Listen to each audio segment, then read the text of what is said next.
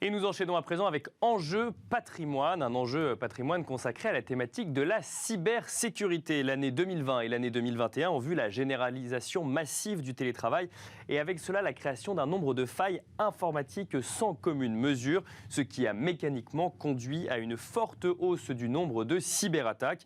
Dans ce contexte, la cybersécurité devient un des enjeux privilégiés des entreprises, sans parler évidemment des enjeux de cybersécurité au niveau étatique dont les scandales défraient régulièrement l'actualité. Dès lors, comment aborder cette thématique d'investissement qu'est la cybersécurité pour accompagner ce secteur en plein essor? Pour en parler, nous avons le plaisir de recevoir sur le plateau de Smart Patrimoine Jean-Noël de Galzin, PDG de Walix et directeur du projet cybersécurité du contrat stratégique de filière. On y reviendra. Bonjour Jean-Noël de Galzin. Bonjour. Bienvenue sur le plateau de Smart Patrimoine et nous sommes accompagnés également par Mathieu Rollin qui est en duplex avec nous, co-gérant de Thematics Safety. Bonjour Mathieu Rollin. Bonjour. Merci donc à tous les deux d'être avec nous en plateau pour nous expliquer un petit peu ce qu'est cette filière. On va peut-être commencer avec vous, Jean-Noël de Galzin.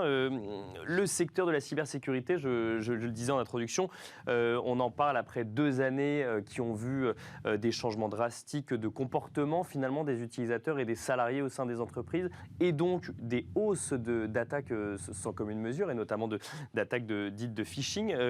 Comment se porte le secteur en 2022 de manière générale avant de faire un focus sur la France? Alors en fait, le secteur de la cybersécurité, on peut dire que c'est un secteur paradoxalement qui se porte bien. Oui. C'est-à-dire que, bon, voilà, on est en train de développer du numérique partout. Le numérique est exponentiel, c'est-à-dire qu'il va moderniser l'ensemble des secteurs de notre vie.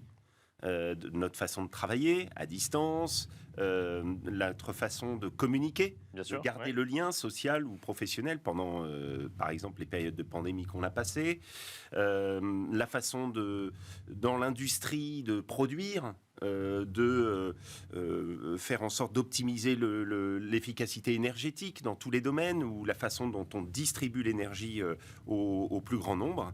Et donc la cybersécurité, c'est ce qui va permettre de rendre le numérique durable, utilisable à long terme, qui va permettre de le rendre résilient, c'est-à-dire en état de fonctionnement constant, faire en sorte que ça soit un numérique qui soit sécurisé, qui ne soit pas dangereux pour les personnes, qui ne fasse pas prendre de risques aux personnes. Parce que pour expliquer à ceux qui ne sont pas forcément du monde informatique, c'est qu'aujourd'hui, il y a un nombre d'attaques énorme vis-à-vis de... En fait, il y a 2 choses. C'est que déjà, il y a un nombre croissant d'attaques. Et ensuite, il faut peut-être expliquer aussi que les attaques ne sont pas ciblées forcément. C'est qu'en fait, on va attaquer tout ce qu'on peut attaquer quand on est un hacker aujourd'hui. C'est ça, en fait. On fait une attaque en arrosage massif. Les cyberattaquants font des attaques massives sur les réseaux.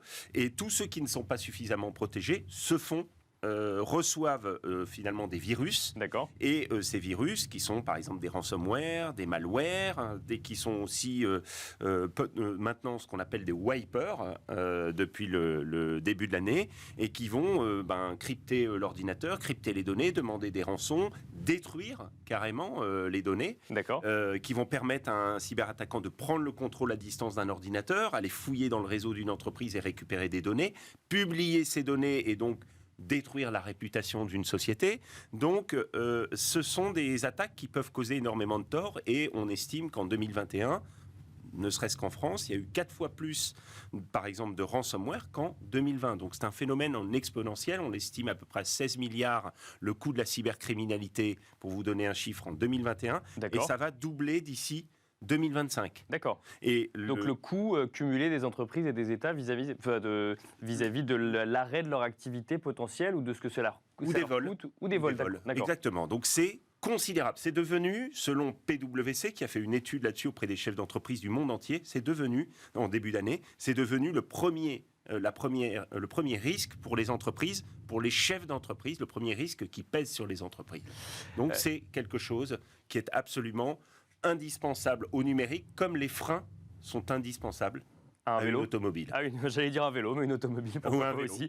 Mathieu Rollin, je ne sais pas si vous avez entendu ce que nous dit Jean-Noël de Galzin. Vous avez constaté, vous, dans cet environnement anxiogène, finalement, que cet environnement porte cette thématique de cybersécurité au sein des entreprises ?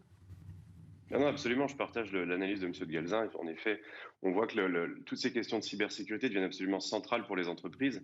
Il y a une chose assez intéressante à noter, c'est qu'il y a quelques années, toutes ces questions de cybersécurité, en fait, étaient laissées au directeur de la sécurité informatique. C'est-à-dire que les dirigeants d'entreprise s'en occupaient pas beaucoup, ou en tout cas regardaient ça de loin. Et on voit que depuis plusieurs années maintenant, ces dossiers sont sur le haut de la pile des PDG, directeurs financiers, etc. Ça devient une nécessité absolue pour les entreprises de se protéger. Et pourquoi? Je crois que monsieur de Galzin l'a bien expliqué, c'est que c'est quelque chose d'absolument essentiel. On vit dans un monde qui est de plus en plus digital et on voit bien que si on n'a pas de cybersécurité, si on n'a pas de sécurité au sens large, c'est un monde qui ne peut pas se développer. On met de plus en plus de choses sur les réseaux, sur nos téléphones, sur nos tablettes, etc., parce que c'est sécurisé. Tout ce monde digital ne peut exister parce que il est sécurisé. Et on voit que les entreprises doivent s'adapter en permanence à un monde qui est en plein boom. Quand on compare par exemple un réseau informatique il y a une dizaine d'années et un réseau informatique actuel, ça n'a plus rien à voir. Maintenant, on peut connecter un nombre très très grand d'objets et de plus en plus grand d'objets sur les réseaux informatiques. Ce qui veut dire quoi? Ce qui veut dire que si on prend un réseau informatique d'une entreprise lambda, pour avoir cette capacité à connecter de plus en plus de réseaux, ça implique une chose, ça implique que la surface d'attaque de l'entreprise devient quasiment infinie. Donc il faut de nouveaux outils pour protéger les réseaux informatiques. Auparavant, on avait la fameuse architecture de ce qu'on appelle le moat and castle, les remparts et le château. En gros, vous aviez un firewall qui vous protégeait des menaces extérieures. Et puis quand vous passiez le firewall, vous étiez sur le réseau informatique de l'entreprise. Et puis, je schématise un petit peu, mais vous pouviez faire un petit peu ce que vous voulez dans ce réseau. Maintenant, on a un nouveau paradigme qu'on appelle le zéro trust, où là, en effet, la sécurité n'est plus, l'élément de sécurité n'est plus sur l'adresse IP de l'ordinateur qui va se connecter, mais il est vraiment lié à l'identité de l'utilisateur. Donc là, on voit qu'il y a beaucoup d'innovations. Mathieu Rollin, pour que les gens qui ne sont pas experts du secteur puissent bien comprendre ce que vous nous dites, c'est qu'il y a 10 ans, entre guillemets, un firewall ou un antivirus suffisait. Aujourd'hui, comme la surface d'attaque est beaucoup plus grande, il y a une diversité d'activités, même au sein de la cybersécurité, pour protéger une entreprise. Absolument. Il y a de nouveaux métiers qui se sont créés, il y a de nouveaux modes de protection qui se sont créés et qui se créent quasiment tous les jours. Donc c'est vrai que nous, en termes d'investisseurs, c'est un secteur qui est passionnant parce qu'il y a une croissance, je ne peux pas vous dire qu'il y a une croissance infinie, c'est compliqué de dire ça, mais c'est un petit peu l'idée parce qu'on voit bien qu'on aura toujours des attaques et de plus en plus d'attaques. Donc il faudra toujours que les entreprises adoptent de nouvelles solutions de sécurité ou en tout cas upgrade, améliorent leurs solutions de sécurité avec notamment de nouveaux moyens de se protéger.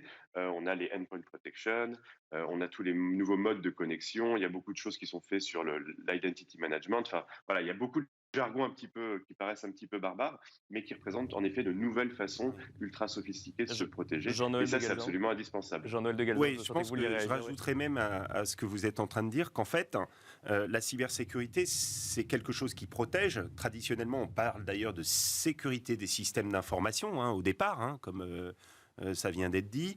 Mais la sécurité, c'est aussi, ça permet d'avoir une stratégie en matière de digital, en matière de numérique. Ça, on ne peut plus avoir une stratégie digitale aujourd'hui sans penser cybersécurité. Non, objectivement, moi j'ai l'exemple en tête. Je me souviens avoir travaillé avec un cabinet de conseil coté d'ailleurs, qui travaillait sur des prototypes d'automobiles autonomes. Et puis on est arrivé à la fin du projet. Il se trouve que je me suis impliqué dans ce projet. Et on regardait le modèle économique de la voiture. Et ils n'avaient pas pensé à mettre la cybersécurité. Donc quand on a regardé ensemble comment implémenter la cybersécurité d'une voiture autonome, vous voyez ce que c'est? Bien sûr, oui, complètement. Eh bien, on s'apercevait que le modèle économique ne suivait pas. Donc en fait, on peut passer des années à développer un véhicule autonome et en fait, le véhicule ne peut jamais rouler parce qu'il y a des brèches de sécurité. Voilà. Donc la cybersécurité, aujourd'hui, ça se conçoit par conception, by design. Et effectivement, ce qui est intéressant par rapport à ce qui vient d'être dit, c'est que la cybersécurité, ça permet des choses en réalité.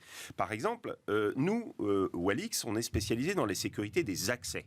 Donc on a une technologie qu'on appelle de gestion des comptes à privilèges qui protège les accès les plus sensibles aux données ou aux systèmes informatiques dans l'identity management.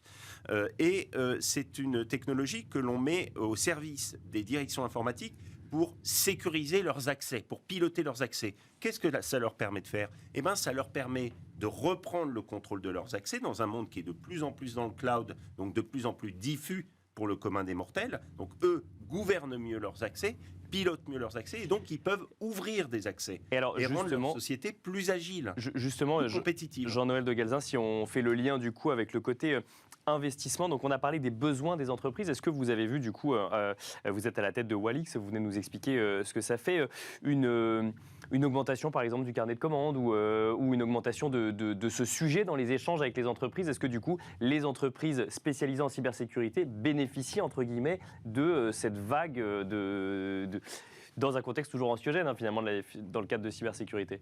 On peut même dire qu'en ce moment, dans le monde, on traverse des contextes anxiogènes. On a eu la crise sanitaire, avec une digitalisation très rapide des usages, passage massif en télétravail. Bien sûr. Ensuite, là, on est en train de traverser un conflit compliqué en Ukraine, Bien sûr. avec la Russie.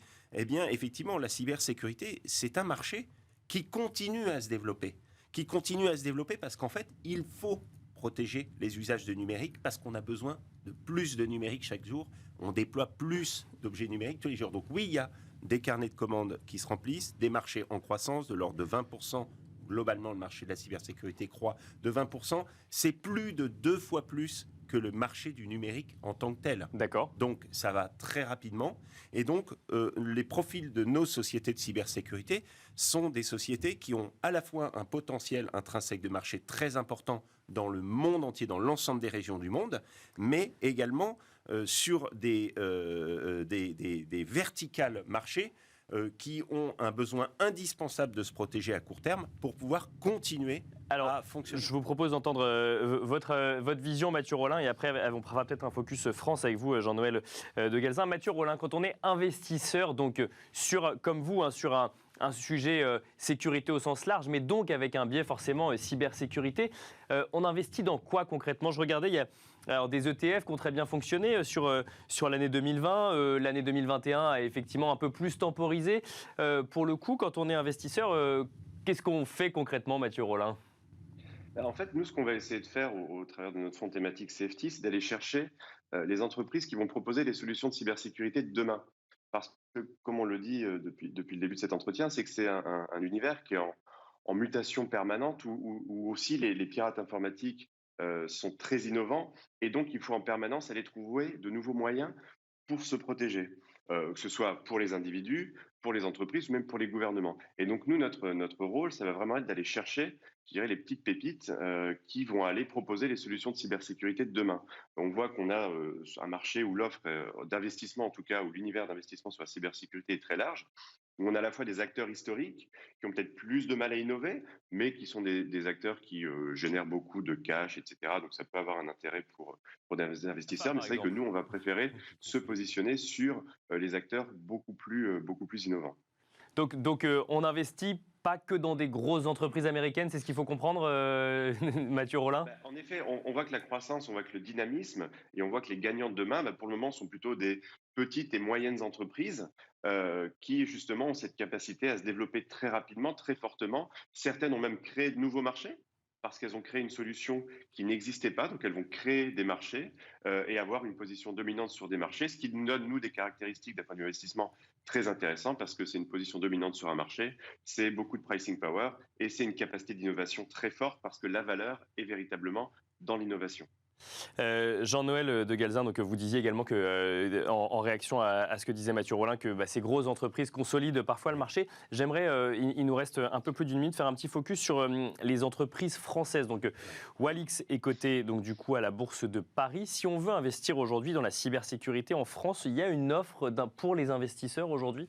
Alors, il y a une offre pour les investisseurs. C'est vrai qu'en France, traditionnellement, on est plus fort dans le domaine du service, les services managés, comme on dit, de sécurité, les fameux SOC, les centres de sécurité, ou un certain nombre de sociétés de services comme Orange, comme Thales, Capgemini, ou Soprasteria, qui sont très bien positionnés là-dessus. Et c'est vrai que nous, Walix, on est la première société pure player de cyber, éditeur de logiciels, coté sur Euronext. Mais en fait, Walix est aussi un porte-drapeau, c'est-à-dire que derrière nous, il y a toute une génération d'acteurs de la cybersécurité qui sont pour le moment financés par du private equity, qui sont parfois dans ce qu'on appelle la French Tech, des pépites de la French Tech.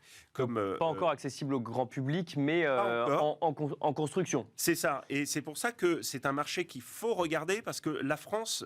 va être à l'Europe ce qu'Israël est aux États-Unis en matière de cybersécurité. Avec une volonté politique d'ailleurs de faire émerger une filière française pour le coup. Tout à fait. Donc le président de la République, Emmanuel Macron, a promulgué une stratégie nationale de cyber le 18 février 2021 qui porte tout le secteur avec comme ambition de sécuriser les collectivités locales, les ports, les établissements hospitaliers français. Nous, Walix, on va se focaliser pour les aider à gérer leurs risques informatiques liés aux accès. Mais il y a beaucoup de pépites qui sont positionnées sur les sondes, la sécurité du mail, la sécurité des données et tout un tas d'autres domaines dans lesquels, comme ça a été dit tout à l'heure, on a besoin d'apporter des solutions de cybersécurité. Et donc, c'est un domaine dans lequel les investisseurs peuvent aujourd'hui, à mon sens, investir pour le futur avec sérénité. Merci beaucoup Jean-Noël de Galzin. Je rappelle que vous êtes le PDG de Walix et aussi directeur donc, du projet cybersécurité, du contrat stratégique de filière, cette fameuse intention donc, du coup, de monter une filière française portée par le gouvernement. Merci également Mathieu Rollin, co-gérant de Thematics Safety, de nous avoir détaillé un peu vos visions en tant qu'investisseur sur ce marché donc, qui se crée en continu en France et même dans le monde. Merci à vous de nous avoir suivis. On se retrouve demain à 13h pour un nouveau numéro de Smart Patrimoine sur Bismart.